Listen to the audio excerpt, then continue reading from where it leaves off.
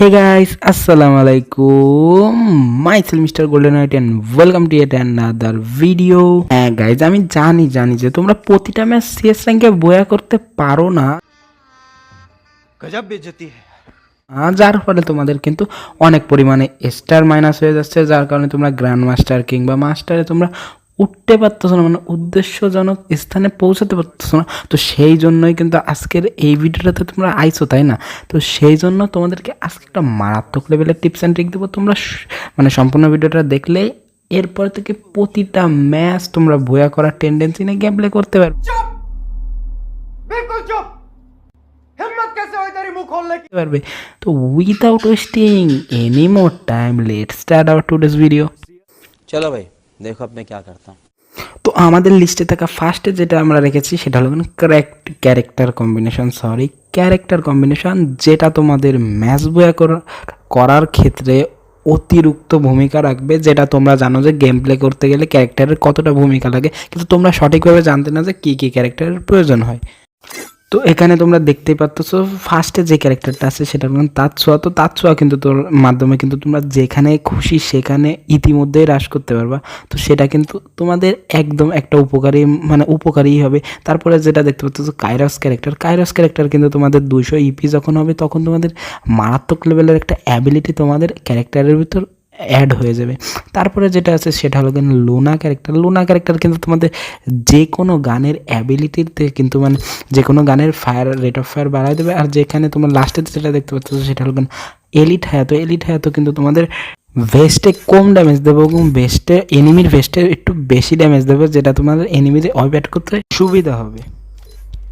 তারপর আমাদের লিস্টে থাকা নাম্বার টু নাম্বার পজিশনে যেটা আছে সেটা হলো লং রেঞ্জ ফাইট, যেটা তোমরা অধিকাংশ টাইমেই অ্যাভয়েড করে চলো। তোমরা অনেকে কিন্তু রাশ করে গেম প্লে করার চেষ্টা করো এবং চেষ্টা করো না তোমরা রাশ করে গেম প্লে করো, কিন্তু এইটা কিন্তু একটা বদ অভ্যাস বলতে গেলে চলে। কারণ তোমাদের সিএস র্যাঙ্কে কিন্তু অনেক সময় যখন তোমাদের স্টার হাইতে থাকবে কিংবা তোমরা অনেক এগিয়ে থাকবে তখন কিন্তু তোমাদের ভালো প্লেয়ারদের সাথে গেম প্লে হবে আর কি, মানে ম্যাচ মেকিং হবে। তখন কিন্তু তোমরা ইজিলিভাবে কট খেয়ে যাবা। কারণ ভাই তোমরা নিজেদের টিমমেট নিয়ে না খেলো তাইলে কিন্তু তোমাদের কী হবে, তোমাদের কথা শুনে কেউ খেলবে না, মানে তোমার কথা শুনে কেউ খেলবে না, যার ফলে কিন্তু হাইরে যাবে আর কি। এখন এখানে কিন্তু কথা আছে গাইস, এখন যদি তোমরা দেখো যে তোমাদের টিমমেটরা 1-2 লং রেঞ্জে থাকে খেলতেছে, তখন যদি তোমরা শর্ট রেঞ্জে ভালো খেলো তখন তোমরা ইজিলিভাবে শর্ট রেঞ্জে ফাইট নিতে যেতে পারবা। এটা তখন তোমাদের জন্য জায়েজ হয়ে যাবে আর কি, মানে জায়েজ তো হবে এই, কারণ সবাই তো লং রেঞ্জে খেললে হবে না, তাহলে কিন্তু আবার চরম লেভেলের মানে ধরা খেয়ে যাবে আর কি। তো সেইভাবে আমি বলবো যে মূল ব্যাপারটা হলো কিন্তু তোমাদের স্কোয়াডে যেন একজন প্লেয়ার লং রেঞ্জে থেকে খেলে, মানে একজন স্নাইপার প্লেয়ার হলে তো সবচেয়ে ভালো হয়। কিন্তু তবে যদি লং রেঞ্জে থেকে খেলা হয় তবে কিন্তু তোমাদের শটে যারা ফাইট নিতে যাবে মানে তোমার টিমমেটরা আর কি, তখন কিন্তু তারা সেই লেভেলে একটা কভার পাবে, মানে ব্যাকআপ পাবে আর কি। তো আমাদের লিস্টে থাকা নাম্বার 3 পজিশনে যেটা আছে সেটা হলো নেভার গিভ আপ, মানে তোমরা কখনো হাল ছেড়ে দিয়ে গেম প্লে করবে না। অনেক সময় হয় না যে তোমরা একজন বেঁচে আসো কিংবা তোমাদের টিমমেট একজন বেঁচে আছে, তোমাদের অপোনেন্টে থাকে 2-3 জন থেকে যায়, কিন্তু তোমরা করো কি গিভ আপ করে দাও। তোমরা করো মানে তোমরা একটু চালাকি করতে চাই, করো কি যে তোমরা তোমাদের কিলগুলো তাদেরকে দিতে না চাও, মানে তোমরা জোনে যায় মরে যাও। এইগুলো কিন্তু করা যাবে না গাইস, কারণ এগুলো করলে কিন্তু তোমরা ইজিলিভাবে ম্যাচটা হেরে যাবে। আরও যদি গিভ আপ করে দাও তাহলে কিন্তু তোমাদের গেম প্লেটা অবনতি হয়ে যাবে এবং তোমাদের জেতার টেন্ডেন্সি পুরো নাই বললেই হবে, মানে নাই বললেই চলে আর কি। তো এই কাজগুলো করা যাবে না। তোমাদের সামনে তোমরাও তো হারার সম্ভাবনা তোমাদের কাছে বেশি থাকবে যেহেতু তোমরা ওইভাবে, কিন্তু তারপর তোমাদের প্র্যাকটিসের মাধ্যমে তোমরা যদি আস্তে আস্তে এরকম কনফিডেন্স লেভেলটা বাড়াই ফেলো তাহলে কিন্তু তোমরা সামনের দিকে এরকম 1 vs 3 1 vs 4 এগুলো ইজিলিভাবে করতে পারবে।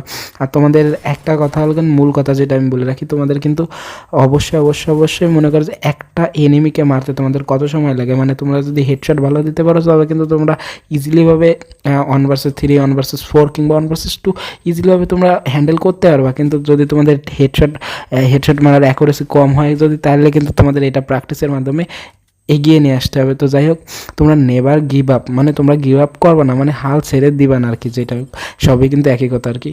আমাদের লিস্টে থাকা নাম্বার 4 যেটা আছে সেটা হলো একদম গুরুত্বপূর্ণ, যেটা তোমাদের একটা বুদ্ধি কাটিয়ে মানে স্কিলের প্রয়োজন হবে পুরোপুরিভাবে, সেটা হলো ট্রাই টু বিকাম এমবিবি। মানে তোমরা যদি ম্যাচটা হেরেও যাও তোমরা চেষ্টা করবা যে তোমরা যেন আগে থাকতে, যাতে তোমাদের স্টারটা প্রোটেকশন পায়, প্রোটেকশন পাইলে কিন্তু হবে কি তোমাদের মানে ভালো গেম প্লে করার কারণে কিন্তু তোমাদের স্টারটা কাটা যাবে না, স্টারটা প্রোটেকশনের কারণে কিন্তু থেকে যাবে আর কি।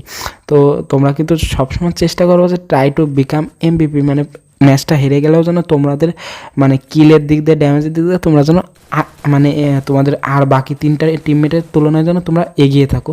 তো মানে তুমি আর কি এগিয়ে থাকবা, তাহলে কী হবে যে তোমাদের স্টার প্রোটেকশনের কারণে তোমরা মানে তোমাদের স্টারটা বেঁচে যাবে। আর হবে কি তোমাদের মাইনাস যদি না হয় তাহলে তো হইলই, আর বয়া করলে তো তোমরা পাচ্ছই স্টার, তাই না? তো সেইভাবে তোমাদের এগিয়ে থাকতে হবে অবশ্যই অবশ্যই অবশ্যই। তো তোমাদের জন্য ভিডিওটা এই পর্যন্তই, সবাই ভালো থাকবে, সুস্থ থাকবে, আল্লাহ হাফিজ।